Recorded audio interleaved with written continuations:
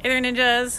Back today, and I wanted to show you guys something really fast. It's really warm out, as you can probably tell from the face I'm making. And for some reason, we thought it would be a brilliant idea to grill on a hot day. So let's add more heat to the already present ambient heat.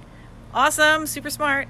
Anyway, we're grilling. We're doing a tri-tip, and I rubbed the tri-tip about 12 hours ago with a spice rub that I make myself, and I love it. It's like a remake of a Turkish spice rub that a friend of mine, Diane, brought back for me from Turkey.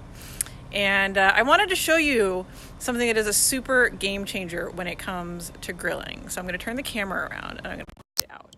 So here's the grill doing its thing, and you're going to notice this little wire kind of coming out and like sitting over here. And this is the probe thermometer.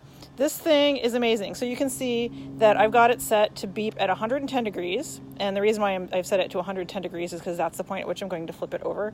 And then I'm going to grill it to probably 130 degrees, depending on how pink I want it. And then right here is the internal temperature of the meat, which is huge. So I can tell at any given time how cooked that steak is and how much longer it's going to take.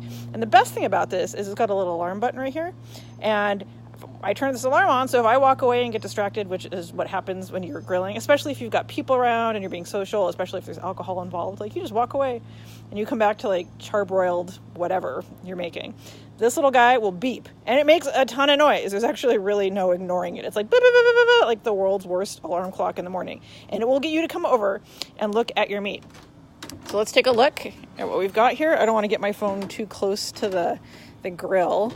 Usually I grill with the top up, so it's more of a grilling situation instead of like a closed baking situation.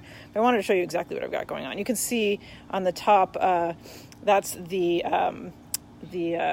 what's it called? The spice rub that I rubbed on it. And the grill, or the probe right here, is going right into the middle of the steak. And it actually goes to right about here in the middle of the steak, and it's right dead center in the middle.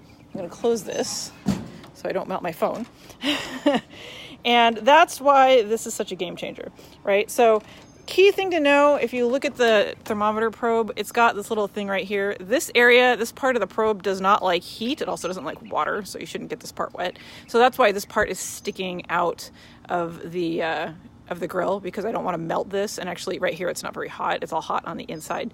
So that's it. I wanted to share this with you guys, and if you're interested, I can drop a link below for this specific thermometer. It's called a Chef Alarm. You can get it from ThermoWorks. It's the same people that make the ThermaPen, which I'm in love with.